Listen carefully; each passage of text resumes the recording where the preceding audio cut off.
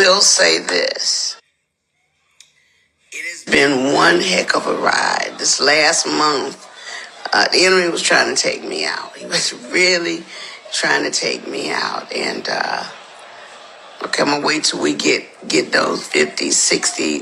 We had 51. Let me see, can I get 70 to 100 people in the room right now before I reveal some very, very interesting information. And it is like a double-edged sword, because I'm going to tell you one thing, and then I'm going to get to the worst thing that could possibly happen to any artist after 45 to 50 years in the business. The worst thing that could happen.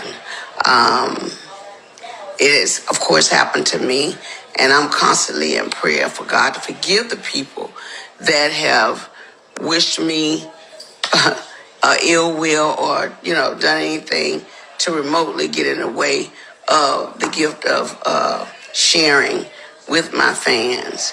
Okay, we're at 45. Let me get 50. Let me get 60. And I'm going to give y'all 5 more minutes to get some more people on this live. The devil is a liar. You're right. Come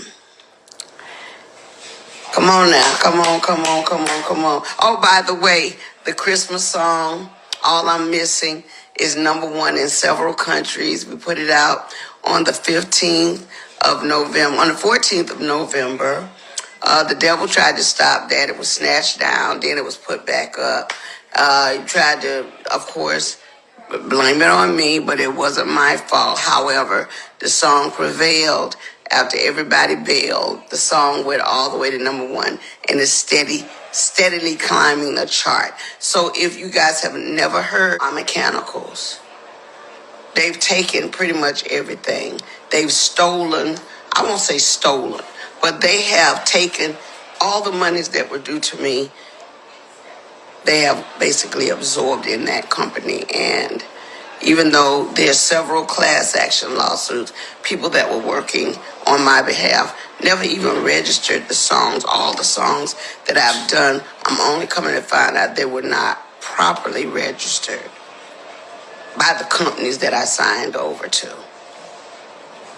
People that were supposed to do their due diligence. So I'm truly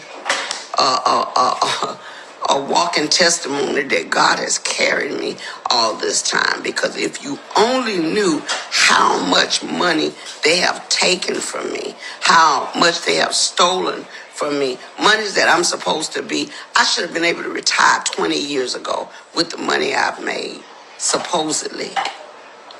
But there are key people that have been driving the ships.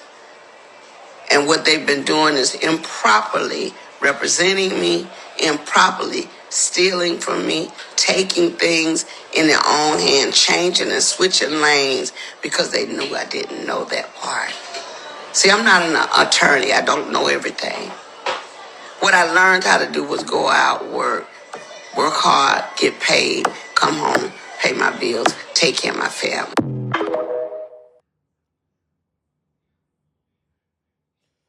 Now, ladies and gentlemen, this is a part 2 of the Angie Stone situation. And first, before I start this video, I like to thank zootube.media on TikTok for this story. Now, you heard what she just said. This is sort of like deja vu all over again. How people in the industry want to take your songs away from you, how to take your royalties away from you. Just like they did with Michael Jackson, just like they did with Prince and Whitney Houston, like Tory Lanez, like R. Kelly. The list goes on, right? Then you have Bill Cosby, who wants to own NBC. Look what happened to that. Allegations.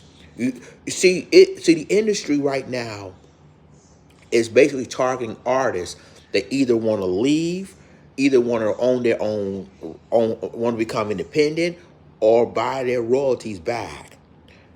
And look what happened to each of these artists. And this is need to be an investigation on this, because all of a sudden, Angie Stone may not be like Michael Jackson or Whitney Houston or Prince, but she's still legendary in R&B. Everybody knows who Angie Stone is. and how talented she was. So when you have industries or want to take songs or wanted to try to take your royalties away from you, and then that artist have every right to have their own royalties or buy their royalties back, but they refuse to do that. And see, this to me show you, and this I think this is this on live before she was on that road headed where she headed, because she was supposed to perform, like I did her previous video. She was supposed to perform in a CIAA tournament, which is a black college, basketball tournament. Her and her crew. So they was on the road, and all of a sudden, her crew survived, but unfortunately, Angie didn't. Ain't that suspicious? So Angie Stone knew, and she exposed these industries. Now, we all heard of, and I'm not gonna say the word, but we already heard the man. I'm just gonna say it, the man. We already heard about the man, how they want to silence people from giving y'all the information. But obviously, Angie Stone, she revealed it in her own mouth, telling you guys what they did to her. What they did to her. You see on really, you seeing a lot of artists that work hard for their music over the years, and then all of a sudden, when Angie Stone revealed what happened to her, and then the next day or 2 days later, unfortunately, she's no longer here. That to me shows you how the man would do things with these artists. And I'm gonna tell you like this. I'm just praying that any other artists won't feel that same fate. You have Drake, Kendrick Lamar, you have all these talented artists out there now. Kendrick Lamar right now is on the top of his game. Number one in every label. With one song, They Not Like Us. But I'm concerned about him now. The more you're on top, the more you're being targeted.